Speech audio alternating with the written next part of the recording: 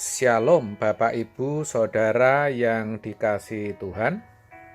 Seri pengajaran hari ini Senin 30 Agustus 2021 berjudul Hidup Menjadi Berkat.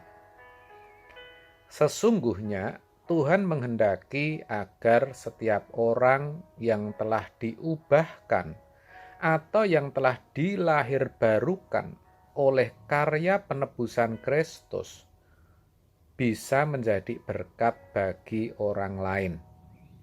Hal itu disiratkan dalam tulisan Paulus di Efesus 4 ayat 28 sampai 29. Dikatakan demikian, orang yang mencuri, janganlah ia mencuri lagi, tetapi baiklah ia bekerja keras dan melakukan pekerjaan yang baik dengan tangannya sendiri, supaya ia dapat membagikan sesuatu kepada orang yang berkekurangan. Janganlah ada perkataan kotor keluar dari mulutmu, tetapi pakailah perkataan yang baik untuk membangun, di mana perlu, supaya mereka yang mendengarnya beroleh kasih karunia. Ini jelas menunjukkan perubahan hidup yang diharapkan bisa dimiliki oleh setiap orang percaya, di mana dicontohkan tentang orang yang mencuri dan yang memiliki perkataan kotor. Yang tadinya mencuri, ketika bertobat, yang diharapkan bukan hanya tidak mencuri lagi, tetapi supaya ia boleh bekerja keras dengan tujuan agar bisa memperoleh penghasilan dan bisa berbagi, menolong orang lain yang berkekurangan. Artinya apa? Artinya hidupnya bisa menjadi berkat bagi sesama.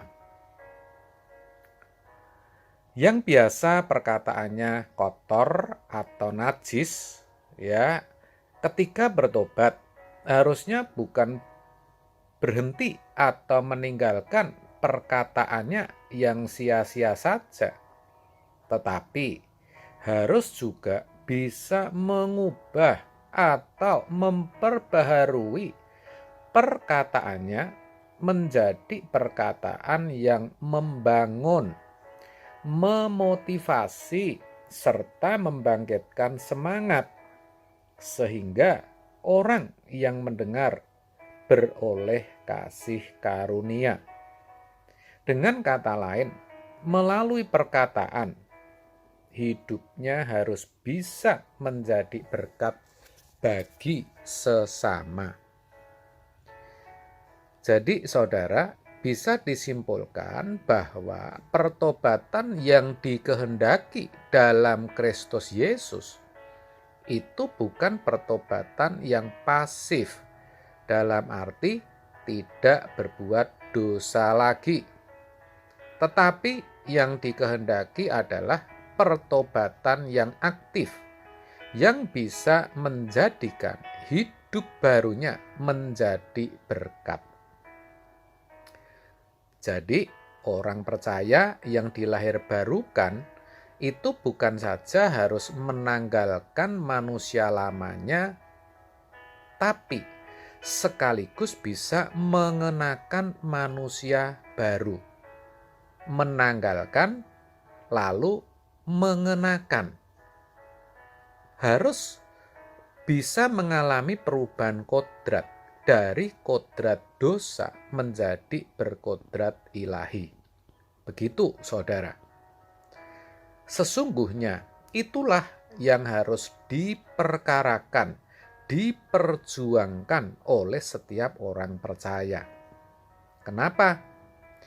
Karena meskipun orang sudah menjadi Kristen, bahkan yang sudah sejak lahir Kristen, atau dibesarkan di lingkungan Kristen menjadi mahasiswa teologi, bahkan menjadi aktivis atau pendeta.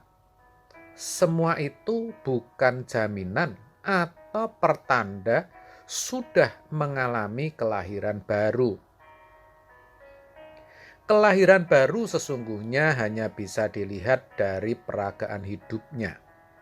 Selama hidupnya belum bisa menjadi berkat atau bahkan masih menjadi batu sandungan, berarti orang itu sesungguhnya belum dilahirbarukan. Dan jujur ya saudara, itu masih banyak kita jumpai, bukan?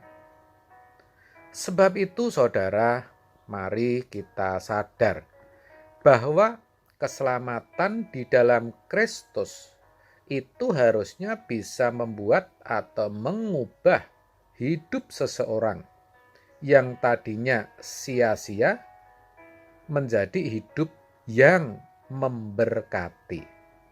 Kurang dari itu, orang belum bisa dikatakan sudah menerima anugerah keselamatan.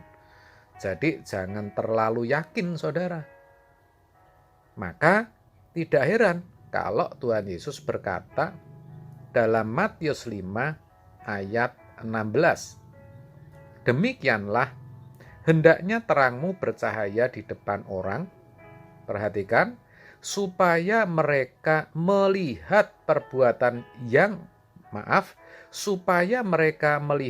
perbuatanmu yang baik dan memuliakan Bapamu yang di surga.